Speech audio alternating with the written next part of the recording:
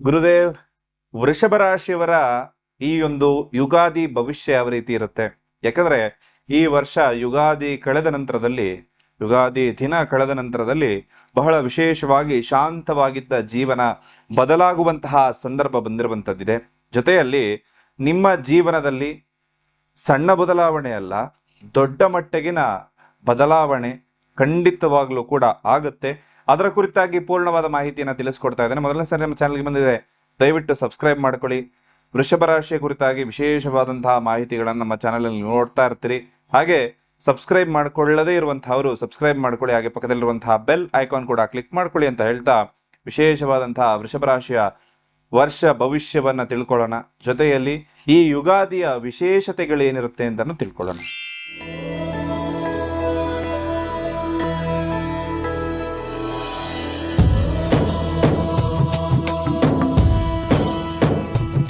ಹಣಕಾಸು, ಮದುವೆ, ದಾಂಪತ್ಯ, ಪ್ರೀತಿ ಪ್ರೇಮ ಸಮಸ್ಯೆಗಳು, ಜೀವನದಲ್ಲಿ ನೆಮ್ಮದಿ ಇಲ್ಲದಿರುವುದು, ವ್ಯಾಪಾರ ಅಭಿವೃದ್ಧಿ, ಮನೆಯ ವಾಸ್ತು ಹಾಗೂ ಇನ್ನಿತರ ಸಮಸ್ಯೆಗಳಿಗೆ ಶಾಸ್ತ್ರೋಕ್ತ ಮತ್ತು ಶಾಶ್ವತ ಪರಿಹಾರವನ್ನ ತಿಳಿಸಿಕೊಡುತ್ತಾರೆ. ಗುರೂಜಿಯವರ ಅಪಾಯಿಂಟ್ಮೆಂಟ್ಗಾಗಿ ಕರೆ ಮಾಡಿ. ಮಾರ್ಚ್ 19ಕ್ಕೆ ಈ ಅಮಾವಾಸ್ಯೆ ಮುಗಿದ ನಂತರದಲ್ಲಿ ವಿಶೇಷವಾಗಿ ನಾವೆಲ್ಲರೂ ಕಾಯುತ್ತಿರುವಂತಹ ಯುಗಾದಿ, ಯುಗಗಳೇ ಕಳೀತಾ ಇದ್ರು ಕೂಡ ಯುಗಾದಿ ಮರಳಿ ಬರ್ತಾನೆ ಇದೆ.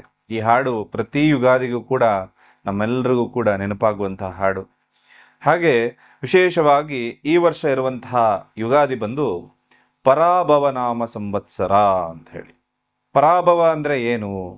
ಪರಾಭವ ಅಂದ್ರೆ ಸೋಲು. ನಮ್ಮ ಶಾಸ್ತ್ರ ಅಥವಾ ಗತ ಚರಿತ್ರೆಯನ್ನ ಹುಡುಕ್ತಾ ಹೋದ್ರೆ ಈ ಪರಾಭವ ನಾಮ ಸಂವತ್ಸರ ಏನು ಹೇಳುತ್ತೆ ಅಂದ್ರೆ ಭಯಂಕರವಾದ ಅಪಮಾನ, ಅವಮಾನಗಳು ಅಂತ ತೋರಿಸುತ್ತೆ. ಹಾಗೂ ಅವಮಾನಕಾರಿಯಾಗಿ ಸೋಲುವಂಥದ್ದು, ಈ ಎಲ್ಲ ಸೂಚನೆಗಳು ಕೂಡ ಈ ಒಂದು ಸಂವತ್ಸರದಲ್ಲಿ ಬರುತ್ತೆ. ಯಾರಿಗೆ ಈ ಸೋಲು ಬರುತ್ತೆ, ಯಾರಿಗೆ ಗೆಲುವಿರುತ್ತೆ? ಯಾಕಂದ್ರೆ ಒಬ್ರು ಸೋಲಬೇಕಾದ್ರೆ ಇನ್ನೊಬ್ರು ಗೆಲ್ಲಲೇಬೇಕು. ಹಾಗಾಗಿ ಈ ಸೋಲು ಯಾರಿಗೆ ಈ ಗೆಲುವು ಅಂತಕ್ಕಂಥದ್ದನ್ನ ಪರಿಪೂರ್ಣವಾಗಿ ತಿಳಿಸ್ಕೊಡ್ತೇನೆ. ಜೊತೆಯಲ್ಲಿ ಈ ವರ್ಷ ಅಂದರೆ ಈ 2026ರಲ್ಲಿ ರಾಜನಾಗಿರ್ತಕ್ಕಂಥದ್ದು ಗುರುಗ್ರಹ ಆಗಿರುತ್ತೆ. ಮಂತ್ರಿಯ ಸ್ಥಾನದಲ್ಲಿ ಕುಜಗ್ರಹ ಇರುತ್ತೆ. ಅಧಿಪತಿ ಅಂದ್ರೆ ಕಮಾಂಡಿಂಗ್ ಕೊಡ್ತಕ್ಕಂತಹ ಕಮಾಂಡರ್ ಒಂದು ಕೇತು ಇರುತ್ತೆ. ನಿಮ್ಗೆಲ್ರಿಗೂ ಗೊತ್ತಿರುವ ಹಾಗೆ ಕೇತು ಗ್ರಹಕ್ಕೆ ತಲೆ ಅನ್ನೋದಿರೋದಿಲ್ಲ. ಅವನು ಯಾವ ತರ ಬೇಕೋ ಆ ರೀತಿ ನಿರ್ಧಾರ ತೆಗೆದುಕೊಳ್ತಾ ಇರ್ತಾನೆ.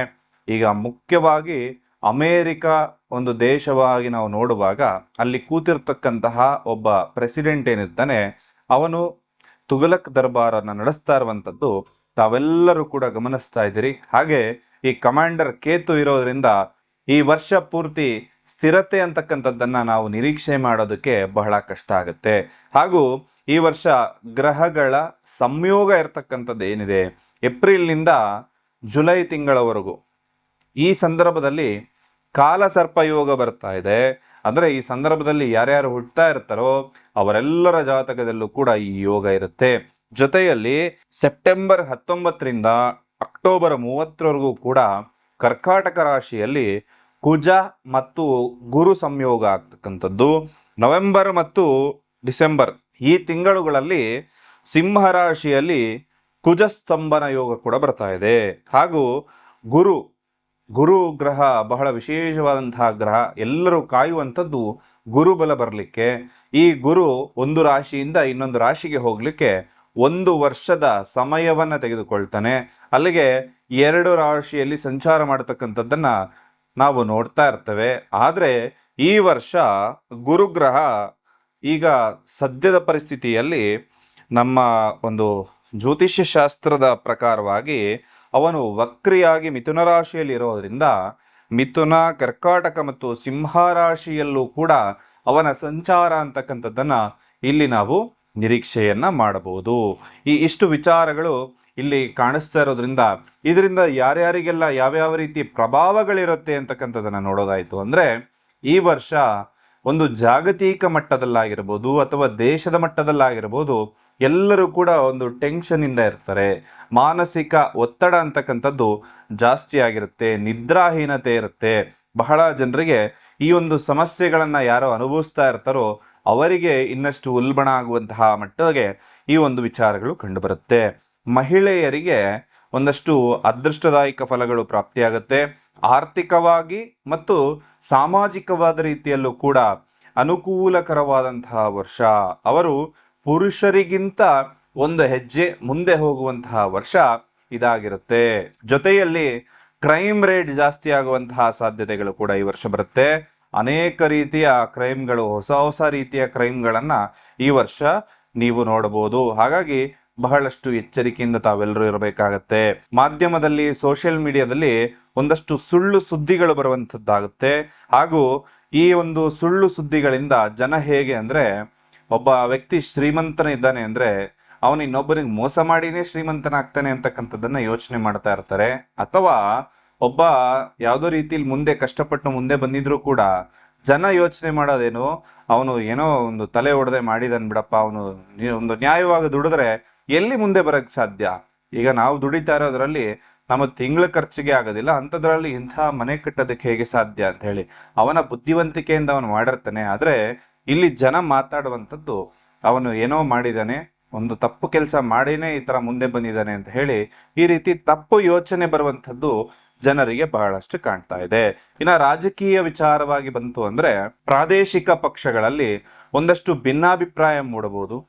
ಇದರಿಂದಾಗಿ ಒಂದು ಸಮ್ಮಿಶ್ರ ಸರ್ಕಾರ ಯಾವ್ದಾದ್ರು ನಡೀತಾ ಇತ್ತು ಅಂದ್ರೆ ಅದು ಬಿಟ್ಟು ಅಥವಾ ಅದರಲ್ಲಿ ಏಟು ತಿಂದು ಆ ಒಂದು ಮತ್ತೆ ಎಲೆಕ್ಷನ್ ಆಗುವಂತಹ ಸಂದರ್ಭದವರೆಗೂ ಕೂಡ ಹೋಗುವಂತಹ ಲಕ್ಷಣಗಳು ಬರುತ್ತೆ. ಇದು ಯಾವುದೇ ರಾಜ್ಯದಲ್ಲೂ ಆಗಿರಬಹುದು. ಹಾಗೆ ಕೆಲವು ಪ್ರಮುಖ ರಾಜಕೀಯ ವ್ಯಕ್ತಿಗಳಿಗೆ ಆರೋಗ್ಯ ವಿಚಾರದಲ್ಲಿ ತೊಂದರೆಗಳಿರುತ್ತೆ. ಅವರಿಗೆ ವಿಶೇಷವಾಗಿ ಸ್ವಲ್ಪ ಒಂದು ಮೃತ್ಯುಂಜಯ ಮಂತ್ರವನ್ನ ಎಲ್ಲ ರಾಜಕಾರಣಿಗಳು ಈ ಸಂದರ್ಭದಲ್ಲಿ ಹೇಳ್ಕೊಳ್ಳೋದು ಒಳ್ಳೇದು ಅಂತ ಹೇಳ್ತೀನಿ. ಸಿನಿಮಾ ರಂಗದಲ್ಲಿ ಸ್ವಲ್ಪ ಏಳಿಗೆ ಎಲ್ಲವೂ ಕೂಡ ಆಗುತ್ತೆ. ಹಾಗೂ ದಕ್ಷಿಣ ಭಾರತದಲ್ಲಿ ಇರ್ತಕ್ಕಂತಹ ನಟರು ಎಲ್ರಿಗೂ ಕೂಡ ವಿಶೇಷವಾಗಿ ಶುಭ ಸಮಯ ಅಂತ ಹೇಳ್ತಾನೆ. ಹಾಗೂ ಜೈಲು ಶಿಕ್ಷೆ ಬಗ್ಗೆ ಹೇಳೋದಾಯ್ತು ಅಂದ್ರೆ ಸ್ವಲ್ಪ ಒಂದಷ್ಟು ರಾಜಕಾರಣಿಗಳಿಗೆ ಜೈಲಾಗುವಂತಹ ಸಂದರ್ಭಗಳು ಕೂಡ ಬರುತ್ತೆ. ಇನ್ನು ನೈಸರ್ಗಿಕವಾಗಿ ನಮ್ಮ ಒಂದು ವಿಚಾರವನ್ನ ನೋಡೋದಾಯ್ತು ಅಂದ್ರೆ ಸ್ವಲ್ಪ ಬಸ್ ಅಪಘಾತಗಳಾಗ್ಬೋದು, ಅಗ್ನಿ ಅವಘಡಗಳಾಗುವಂಥದ್ದು ಅಥವಾ ಜ್ವಾಲಾಮುಖಿ ಸ್ಫೋಟ ಆಗುವಂತಹ ವರ್ಷ ಇದಾಗಿರುತ್ತೆ. ಎತ್ತರದ ಪ್ರದೇಶ ಅಥವಾ ಕಣಿವೆ ಪ್ರದೇಶದಲ್ಲಿರುವಂಥವರು ಪ್ರವಾಸಕ್ಕೆ ಹೋಗಬೇಕಾದ್ರೆ ನೀವು ಎಚ್ಚರಿಕೆಯಿಂದ ಇರಬೇಕಾಗತ್ತೆ.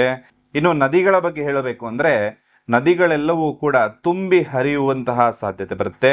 ಬಂಗಾರ ಮತ್ತು ಬೆಳ್ಳಿ ಈಗ ಬಹಳಷ್ಟು ಎತ್ತರಕ್ಕೆ ಹೋಗಿ ಬಿದ್ದಿದೆ, ಚಿನ್ನ ಬೆಳ್ಳಿ ಎಲ್ಲವೂ ಕೂಡ. ಇನ್ನು ಈ ವರ್ಷದ ಕೊನೆಯ ಹಂತದಲ್ಲಿ ಚಿನ್ನದ ಬೆಲೆ ಮತ್ತಷ್ಟು ಏರಿಕೆ ಆಗುವಂತಹ ಸಾಧ್ಯತೆಗಳು ಬರುತ್ತೆ. ಈ ವಿಚಾರ ಎಲ್ಲವನ್ನ ತಿಳಿಸ್ತಾ ಇರುವಂಥದ್ದು ಕೇವಲ ನಿಮ್ಮ ಮಾಹಿತಿಗಾಗಿ ಮಾತ್ರ. ಜೊತೆಯಲ್ಲಿ ಪರಿಹಾರಗಳನ್ನ ಕೂಡ ತಿಳಿಸ್ಕೊಡ್ತಾ ಇದ್ದೇನೆ. ಹಣಕಾಸಿನ ವ್ಯವಹಾರವನ್ನ ಮಾಡುವಾಗ ಎಗ್ರಿಮೆಂಟ್ ಇಲ್ಲದೆ ಈ ವರ್ಷ ಯಾವುದೇ ಕೂಡ ಕೆಲಸವನ್ನ ಮಾಡಬೇಡಿ. ಕೊಟ್ಟ ಹಣ ವಾಪಸ್ ಬರೋದು ಡೌಟ್ ಇರುತ್ತೆ. ಹಾಗೂ ಬಣ್ಣದ ಬಳಕೆ, ನೀವು ನಿಮ್ಮ ರಾಶಿಗೆ ಅನುಗುಣವಾಗಿರ್ತಕ್ಕಂತಹ ಬಣ್ಣವನ್ನ ಬಳಸಬೇಕು. ಈ ವರ್ಷ ಹಳದಿ ಬಣ್ಣ ಶ್ರೇಷ್ಠವಾದಂತಹ ಬಣ್ಣ ಆಗಿರುತ್ತೆ. ದೇವತಾ ದರ್ಶನದ ಬಗ್ಗೆ ಹೇಳೋದಾಯ್ತು ಅಂದ್ರೆ ಈ ವರ್ಷ ಯಥೇಚ್ಛವಾಗಿ ದೇವರ ದರ್ಶನ ಮಾಡುವಂತಹ ಯೋಗಗಳು ತಮಗೆಲ್ರಿಗೂ ಕೂಡ ಪ್ರಾಪ್ತಿಯಾಗತ್ತೆ. ಇನ್ನ 50 ವರ್ಷ ಮೇಲ್ಪಟ್ಟವರು ಯಾರೇ ಇದ್ರೂ ಕೂಡ ಕಾಲು ಜಾರಿ ಬೀಳುವಂತಹ ಸಾಧ್ಯತೆ ಇರುತ್ತೆ. ಸ್ವಲ್ಪ ನಡಿಬೇಕಾದ್ರೆ, ಸ್ಲಿಪ್ಪರಿ ಜಾಗದಲ್ಲಿ ಹೋಗ್ಬೇಕಾದ್ರೆ ಎಚ್ಚರಿಕೆಯಿಂದ ಇರೋದು ಶುಭವನ್ನ ನಿಮಗೆ ತಂದು ಕೊಡುತ್ತೆ. ನಿಮ್ಮ ಜೀವನದಲ್ಲಿ ಎಷ್ಟು ಪ್ರಯತ್ನ ಮಾಡಿದ್ರೂ ಕೂಡ ಫಲ ಸಿಗ್ತಾ ಇಲ್ಲ. ಹಣ ಬರುತ್ತೆ, ಆದ್ರೆ ಕೈಯಲ್ಲಿ ಉಳಿತಾ ಇಲ್ಲ. ಒಂದು ತಪ್ಪಿದ್ರೆ ಇನ್ನೊಂದು ಸಮಸ್ಯೆ ಆಗ್ತಾನೆ ಇರುತ್ತೆ. ಎಲ್ಲೋ ವಿಚಾರದಲ್ಲೂ ಕೂಡ ಅಡೆತಡೆಗಳೇ ಆಗ್ತಾ ಇದೆ. ಮನಸ್ಸಿಗೆ ಶಾಂತಿ ಇಲ್ಲ ಅನ್ನೋ ಭಾವನೆ ನಿಮ್ಮನ್ನ ಕಾಡ್ತಾ ಇದ್ರೆ, ನೀವು ಎಷ್ಟೇ ಶ್ರಮ ವಹಿಸಿ ಕೆಲಸ ಮಾಡಿದ್ರೂ ಕೂಡ ನಿಮಗೆ ಫಲ ಸಿಗ್ತಾ ಇಲ್ಲ ಅಂದ್ರೆ ಇದಕ್ಕೆ ಕಾರಣ ಏನು ಅಂದ್ರೆ ನಿಮ್ಮ ಎನರ್ಜಿಯಲ್ಲಿ ಸಪೋರ್ಟ್ ಇಲ್ಲದೆ ಇರುವಂತದ್ದು. ವೇದ ಜ್ಯೋತಿಷ್ಯದ ಪ್ರಕಾರ ಪ್ರತಿ ರಾಶಿಗೂ ಕೂಡ ನಿರ್ದಿಷ್ಟ ಶಕ್ತಿಯ ರತ್ನಗಳನ್ನು ಹಾಕೋಬೇಕು. ಅವನ್ನ ಸರಿಯಾದ ವಿಧಾನದಲ್ಲಿ ಧರಿಸೋದ್ರಿಂದ ಜೀವನದ ದಿಕ್ಕೇ ಬದಲಾಗುತ್ತೆ. ಇದು ಸ್ಪಿರಿಚುವಲ್ ಕ್ರಿಸ್ಟಲ್ಗಳಾಗಿರುತ್ತೆ, ಸಾಮಾನ್ಯ ಆಭರಣಗಳಲ್ಲ. ನಿಮ್ಮ ರಾಶಿಗೆ ಅನುಗುಣವಾಗಿ ಆಯ್ಕೆ ಮಾಡಿದ ನ್ಯಾಚುರಲ್ ಕ್ರಿಸ್ಟಲ್ ಮಣಿಗಳಿದಾಗಿರುತ್ತೆ. ಇದು ಹಣಕಾಸಿನ ಅಡೆತಡೆಗಳನ್ನ ದೂರ ಮಾಡುತ್ತೆ. ಅಷ್ಟ ದಿಕ್ಕಿನಿಂದ ನಕಾರಾತ್ಮಕ ಶಕ್ತಿಗಳನ್ನ ತಡೆದು ನಿಮಗೆ ರಕ್ಷಣೆಯನ್ನ ಕೊಡುತ್ತೆ. ದೈವ ಬಲವನ್ನ ಹೆಚ್ಚು ಹೆಚ್ಚಿಸುತ್ತೆ, ಗುರುಬಲವನ್ನು ಹೆಚ್ಚಿಸುತ್ತೆ. ಇದು ಮ್ಯಾಜಿಕ್ ಅಲ್ಲ, ಇದು ಎನರ್ಜಿ ಅಲೈನ್ಮೆಂಟ್. ಈ ಮಣಿಗಳನ್ನ ಮುಖ್ಯವಾಗಿ ನಿಮ್ಮ ಹೆಸರಿನಲ್ಲಿ, ನಿಮ್ಮ ಮನೆ ದೇವರ ಹೆಸರಿನಲ್ಲಿ ಪ್ರಾಣ ಪ್ರತಿಷ್ಠಾಪನೆಯನ್ನ ಮಾಡಿ ನಿಮಗೆ ಕಳಿಸ್ಕೊಡಲಾಗುತ್ತೆ. ಇದು ಯಾವುದೇ ರೀತಿಯ ಖರೀದಿ ಅಲ್ಲ, ಇದು ನಿಮ್ಮ ಜೀವನದ ಮೇಲೆ ನೀವೇ ಮಾಡ್ತಾ ಇರುವಂತಹ ಇನ್ವೆಸ್ಟ್ಮೆಂಟ್. ನಿಮ್ಮ ರಾಶಿಗೆ ಸೂಕ್ತವಾದ ಮಣಿಗಳ ಬಗ್ಗೆ ತಿಳಿದುಕೊಳ್ಳೋದಕ್ಕೆ ಈ ಕೂಡಲೇ ಸ್ಕ್ರೀನ್ ಮೇಲೆ ಕಾಣ್ತಾ ಇರೋ ನಂಬರ್ಗೆ ಒಂದು ವಾಟ್ಸ್ಆಪ್ ಮಾಡಿ. ಈ ವರ್ಷ ವೃಷಭ ರಾಶಿಯವರೆಗೂ ಕೂಡ ಸಹನೆಗೆ ಫಲ ಸಿಗುವಂತಹ ಸಂದರ್ಭ ಬಂದಿದೆ. ವೃಷಭ ರಾಶಿಯವರ ಗುಣ ಏನು ಅಂದ್ರೆ, ಇದು ಭೂಮಿ ತತ್ವದ ರಾಶಿ ಆಗಿರುತ್ತೆ. ರಾಶಿಯ ಅಧಿಪತಿ ಶುಕ್ರ ಗ್ರಹ ಆಗಿರುತ್ತೆ. ನೀವು ಲಕ್ಸುರಿಯನ್ನ ಇಷ್ಟಪಡ್ತಾ ಇರ್ತೀರಿ, ಭದ್ರತೆ ಇರಬೇಕಾಗತ್ತೆ, ಅಂದ್ರೆ ಯಾವುದೇ ರಿಸ್ಕ್ ಅನ್ನ ತೆಗೆದುಕೊಳ್ಳೋದಕ್ಕೆ ಇಷ್ಟಪಡೋದಿಲ್ಲ. ಹಾಗೆ ಸಂಬಂಧಗಳಲ್ಲಿ ನಿಷ್ಠೆ ಅಂತಕ್ಕಂಥದ್ದನ್ನ ಬಹಳ ಇಷ್ಟಪಡ್ತಾ ಇರ್ತೀರಿ. ನೀವು ಸ್ಟಬರ್ ನೇಚರ್ ಇರುತ್ತೆ, ಅಂದ್ರೆ ಇದು ಆಗಬೇಕು ಅಂದ್ರೆ ಆಗ್ಲೇಬೇಕು ಅನ್ನೋ ಒಂದು ಗುಣ ನಿಮ್ಮಲ್ಲಿರುತ್ತೆ. ಈ ಯುಗಾದಿ ನಂತರದಲ್ಲಿ 3 ಪ್ರಮುಖ ಬದಲಾವಣೆಗಳಾಗ್ತಾ ಇರುವಂತಹ ವಿಚಾರಗಳೇನು ಅಂದ್ರೆ, ಹಣಕಾಸಿನ ವಿಚಾರವಾಗಿ, ಪ್ರೀತಿ ವಿಚಾರವಾಗಿ ಹಾಗೂ ವೃತ್ತಿಯ ವಿಚಾರವಾಗಿ ಬದಲಾವಣೆಗಳಾಗತ್ತೆ. ಕೊನೆಯವರೆಗೂ ಕೂಡ ಈ ಒಂದು ವಿಡಿಯೋವನ್ನ ನೋಡಿ ತಿಳ್ಕೊಳ್ಬೇಕಾಗಿರೋ ವಿಚಾರಗಳು. 2026 ಅಂದ್ರೆ ಈ ಯುಗಾದಿ ಸಂದರ್ಭದಲ್ಲಿ, ಏಪ್ರಿಲ್ ನಂತರದಲ್ಲಿ ಹಣದಲ್ಲಿ ಸ್ವಲ್ಪ ಒತ್ತಡ ಇರುತ್ತೆ, ಖರ್ಚುಗಳು ಸ್ವಲ್ಪ ಜಾಸ್ತಿ ಆಗುವಂಥ ಸಂದರ್ಭ ಬರುತ್ತೆ. ಜೂನ್ ನಂತರದಲ್ಲಿ ಸ್ವಲ್ಪ ಸ್ಥಿತಿ ಸಾಧಾರಣ ಆಗುತ್ತೆ, ಲಾಭ ಅಂತಕ್ಕಂಥದ್ದು ಹೆಚ್ಚಾಗುತ್ತೆ. ರಿಯಲ್ ಎಸ್ಟೇಟ್ ಮಾಡುವಂಥವ್ರು, ಜಮೀನು ಖರೀದಿ ಮಾಡಬೇಕು ಅಂತ ನೋಡ್ತಾ ಇರುವಂಥವ್ರು, ಅಕ್ಟೋಬರ್ ನಂತರ ಒಳ್ಳೆಯ ಸಂದರ್ಭ ಇರುತ್ತೆ. ಹಾಗೂ ನಿಮ್ಮ ಸಲಹೆ ಹಣಕಾಸಿನ ವಿಚಾರವಾಗಿ ಅತಿಯಾಗಿ ಖರ್ಚನ್ನ ಮಾಡಬೇಡಿ, ಬೇಡದೇ ಇರುವ ವಸ್ತುವನ್ನ ಖರೀದಿ ಮಾಡಬೇಡಿ. ಇನ್ನು ಪ್ರೀತಿ ಮತ್ತು ವೈವಾಹಿಕ ಜೀವನದ ಬಗ್ಗೆ ಬರೋದಾಯ್ತು ಅಂದ್ರೆ, ವೃಷಭರಾಶಿಯವರು ಪ್ರೀತಿಯಲ್ಲಿ ನಿಷ್ಠಾವಂತರಾಗಿರ್ತಾರೆ. ಸಂಬಂಧ ಯಾವಾಗ ಆರಂಭ ಆಯಿತು ಅವತ್ತೇ ನಿಮ್ಮ ನಿಷ್ಠೆಯು ಕೂಡ ಪ್ರಾರಂಭ ಆಗುತ್ತೆ. ಕೊನೆಯವರೆಗೂ ಕೂಡ ಕ್ಯಾಶುವಲ್ ಆಗಿ ಮಾತಾಡ್ತಾ ಇರ್ತೀರಿ ಹಾಗೂ ಫ್ಯೂಚರ್ ಬಗ್ಗೆ ಬಹಳ ಯೋಚನೆಯನ್ನು ಮಾಡ್ತಾ ಇರ್ತೀರಿ. ಸಂಬಂಧ ಗಟ್ಟಿಯಾಗುವಂತಹ ವರ್ಷ ಇದಾಗಿರುತ್ತೆ. ಪೊಸೆಸಿವ್ನೆಸ್ ಅನ್ನ ಸ್ವಲ್ಪ ಕಮ್ಮಿ ಮಾಡಿ ಅಂತಕ್ಕಂಥ ಮಾತನ್ನು ಹೇಳ್ತೇನೆ. ನಿಮ್ಮ ಸಂಗಾತಿಗೆ ಒಂದಷ್ಟು ಗಿಫ್ಟ್ಗಳನ್ನು ಕೊಡುವಂತಹ ಸಂದರ್ಭ ಬರುತ್ತೆ. ಹಾಗೂ ಉದ್ಯೋಗ ಮತ್ತು ಶಿಕ್ಷಣದ ಬಗ್ಗೆ ಮಾತಾಡೋದಾಯ್ತು ಅಂದ್ರೆ, ನಿಧಾನವಾದ ಪ್ರಗತಿ ಇರುತ್ತೆ, ಅಂದ್ರೆ ಇಮಿಡಿಯೇಟ್ ಪ್ರಮೋಷನ್ ಇಲ್ಲ, ಸ್ವಲ್ಪ ನಿಧಾನವಾದ ಪ್ರಮೋಷನ್ ಇರುತ್ತೆ. ಸೆಪ್ಟೆಂಬರ್ ನಂತರ ಹೊಸ ಅವಕಾಶಗಳು ಬರುತ್ತೆ. ವಿದೇಶ ಸಂಪರ್ಕಗಳಿಂದ ಲಾಭದಾಯಕವರ ಫಲಗಳು ಪ್ರಾಪ್ತಿಯಾಗುತ್ತೆ. ಬಿಸ್ನೆಸ್ ಮಾಡ್ತಾ ಇರುವಂತವರಿಗೆ ಕಸ್ಟಮರ್ ಬೇಸ್ ಅಂದ್ರೆ ದೊಡ್ಡ ಆಡಿಯನ್ಸ್ ಅನ್ನೋದು ಪ್ರಾಪ್ತಿಯಾಗುತ್ತೆ. ಪಾರ್ಟ್ನರ್ಶಿಪ್ ನಲ್ಲಿ ಎಚ್ಚರಿಕೆಯಿಂದ ಇರಬೇಕು ಅಂತ ಹೇಳ್ತೀನಿ, ಅವರಿಂದ ಸ್ವಲ್ಪ ಮೋಸ ಆಗ್ಬೋದು. ಆರೋಗ್ಯದ ಬಗ್ಗೆ ಕುತ್ತಿಗೆ ಮತ್ತು ಗಂಟಲಿನ ಸಮಸ್ಯೆಗಳಾಗ್ಬೋದು. ಸಕ್ಕರೆ ಮತ್ತು ತೂಕ ಎರಡೂ ಕೂಡ ಗಮನವಾಗಿ ಇಟ್ಕೊಳ್ಬೇಕಾಗತ್ತೆ. ಹಠದಿಂದ ಸಂಬಂಧ ಹಾಳಾಗುವಂತಹ ವರ್ಷ ಇದಾಗಿರುತ್ತೆ. ಇನ್ನು ಈ ವರ್ಷ ನಿಮಗೆ ಅದೃಷ್ಟ ಕೊಡ್ತಕ್ಕಂಥದ್ದು ಹಸಿರು ಬಿಳಿ ಬಣ್ಣಗಳಾಯ್ತು, ಶುಕ್ರವಾರ ಮತ್ತು 6 ನಂಬರ್ ಸಂಖ್ಯೆ ಆಗಿರುತ್ತೆ. ಲಕ್ಷ್ಮೀದೇವಿಯ ಆರಾಧನೆಯನ್ನು ಮಾಡ್ಕೊಳ್ಳಿ. ಓಂ ಶುಕ್ರಾಯ ನಮಃ ಅಂತಕ್ಕಂಥ ಮಂತ್ರವನ್ನು ಹೇಳ್ಕೊಳ್ಳಿ. ಯುಗಾದಿ ನಂತರದಲ್ಲಿ ಶಾಶ್ವತವಾದ ಯಶಸ್ಸು ಅಂತಕ್ಕಂಥದ್ದು ನಿಮಗೆ ಸಿಗುತ್ತೆ. ನಿಮ್ಮ 10 ವರ್ಷದ ಭವಿಷ್ಯವನ್ನ ನೀವು ಇವತ್ತು ತೆಗೆದುಕೊಳ್ಳುವಂತಹ ನಿರ್ಧಾರ ಖಂಡಿತವಾಗ್ಲೂ ಕೂಡ ನಿಮ್ಮ ಜೀವನವನ್ನ ಈ ಒಂದು ನಿರ್ಧಾರವೇ ಡಿಸೈಡ್ ಮಾಡುವಂಥದ್ದು. ಹಾಗಾಗಿ ಆದಷ್ಟು ಶುಭ ಫಲಗಳನ್ನು ಪ್ರಾಪ್ತಿ ಆಗ್ಲಿಕ್ಕೆ ಲಕ್ಷ್ಮೀದೇವಿಯ ಆರಾಧನೆಯನ್ನು ಮಾಡ್ಕೊಳ್ಳಿ. ನೀವು ಅನ್ಕೊಂಡಿರೋ ಕೆಲಸ ಕಾರ್ಯಗಳೆಲ್ಲವೂ ಕೂಡ ಭಗವಂತ ನಿಮಗೆ ನೀಡಲಿ ಅಂತ ಹೇಳಿ ಭಗವಂತನಲ್ಲಿ ಪ್ರಾರ್ಥನೆ ಮಾಡ್ತಾ, ಸರ್ವೇ ಜನ ಸುಖಿನೋ ಭವಂತು.